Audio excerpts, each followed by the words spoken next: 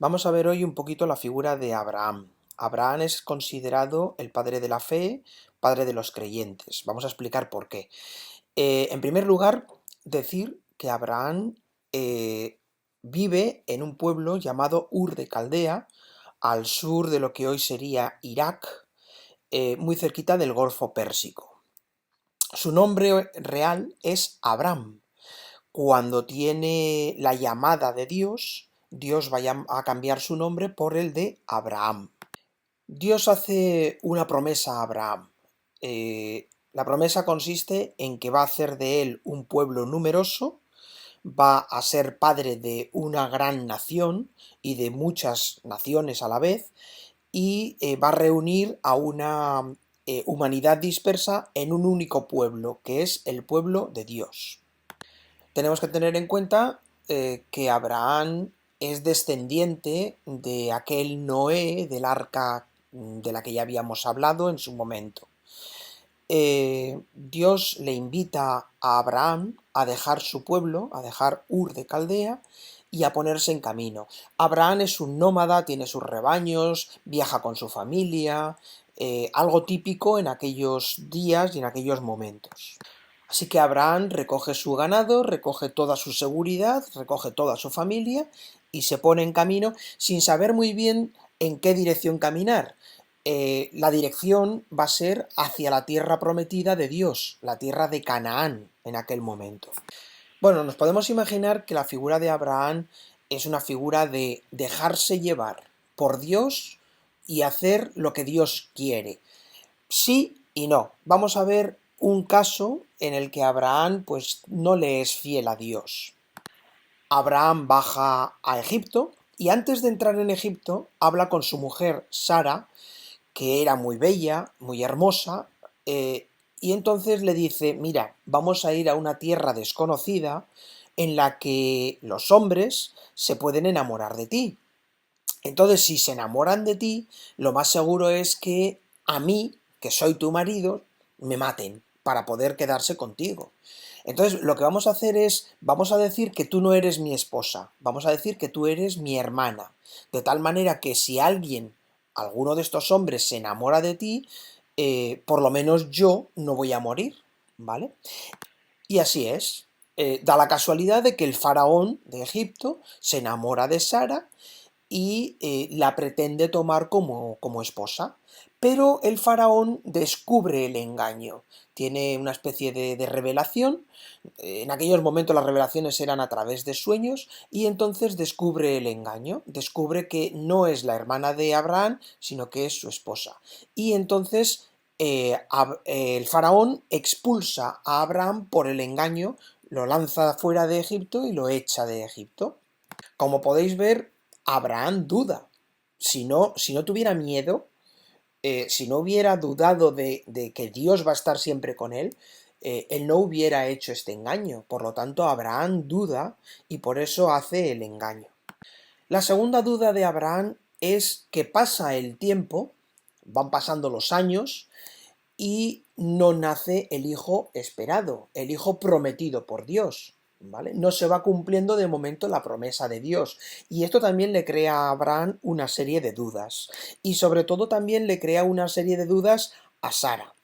¿Qué es lo que hace Sara? Bueno, pues coge y le dice a Abraham, como yo ya empiezo a tener una edad y no tenemos hijos, lo que puedes hacer es coger a mi criada, Agar, y tener un hijo con ella. Y así es, Abraham toma a la criada de Sara, a Agar, y de ella nace un hijo que van a llamar Ismael. Curiosamente, este Ismael dará después lugar a los ismaelitas. Y precisamente de ahí viene lo que después se consideraría la rama de los musulmanes. Es decir, los musulmanes, Mahoma, en su elaboración del Corán a partir de la Biblia, lo que hace es tomar esta rama que había sido o que fue después expulsada por Abraham, rechazada por Abraham, porque Sara se lo manda, y como decimos, los musulmanes señalan que su tribu, por así decirlo, es la tribu de los descendientes de Ismael, que fueron rechazados por la tribu de los descendientes de Isaac, que van a ser precisamente los que van a dar lugar al pueblo judío. ¿Ves la separación que hay entre el pueblo judío y el pueblo musulmán? El pueblo judío va a salir de la descendencia de Isaac, mientras que el pueblo musulmán va a salir de la descendencia de Ismael, ¿vale? Bueno, pues hemos dejado a Abraham, que tiene un hijo con la criada, con Agar, y bueno, al principio pues a Abraham se le cae la baba con este hijo, con Ismael. Y Sara empieza a sentir ciertos celos, cierta envidia de la relación que tiene Abraham con este hijo. En principio es un hijo de él, pero no es un hijo de ella. Con lo cual siente ese recelo hacia la criada, Agar, y hacia Ismael, el hijo de Abraham. Con lo cual, Sara le va a pedir a Abraham en un momento que se deshaga de la criada, de Agar y de Ismael, y los expulse de la tribu, del poblado, porque ella interiormente no se siente bien. Bien, sigue pasando el tiempo y por fin Abraham recibe un mensaje, una visita de unos hombres, eran unos ángeles con forma de hombres, y que anuncian que Sara por fin va a tener un hijo. Primero, Sara se ríe. ¿Por qué se ríe? Pues porque ya tiene una edad y entonces ya es mayor para poder concebir, y eso le provoca a ella ciertos recelos. Por eso se ríe.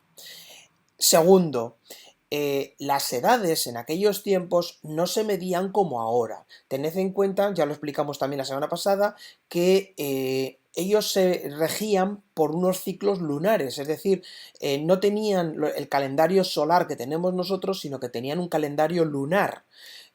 Los años no se contaban con los 12 meses que tenemos nosotros, sino que eran unos meses con respecto a la luna.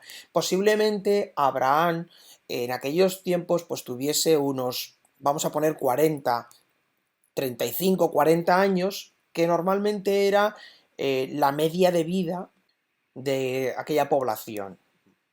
Sin embargo, los ángeles pues le dicen a Abraham y a Sara que para Dios nada es imposible, algo que después veremos también en el Nuevo Testamento, cuando se presenta a María, para Dios nada es imposible, y concibe un hijo que va a llamar Isaac, que precisamente su nombre significa la que se ríe o el que se ríe.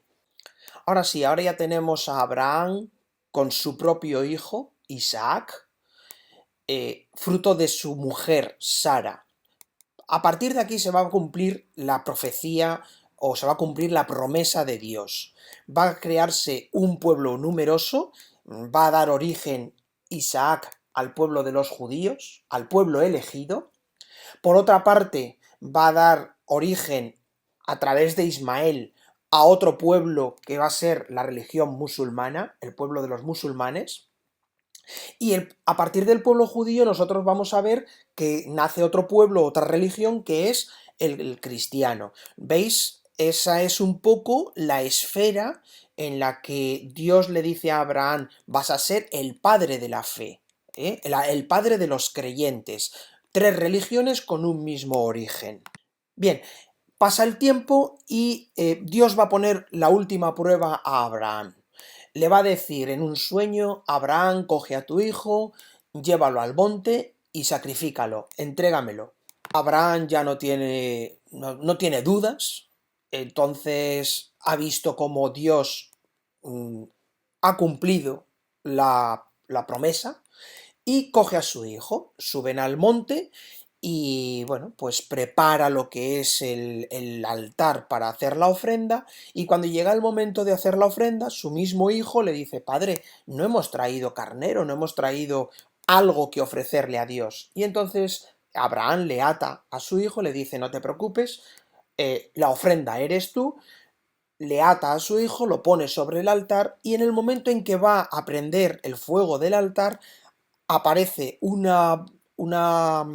carnero y una voz que le dice: Abraham, veo que eres fiel y por lo tanto te perdono la vida de tu hijo, por así decirlo, y coge el carnero y sacrifícalo. Abraham desata a su hijo, a Isaac, cogen el carnero y ahora se lo ofrecen a Dios. Esta versión que nosotros tenemos en la Biblia, Mahoma lo que va a hacer va a ser trasladarla a Isaac.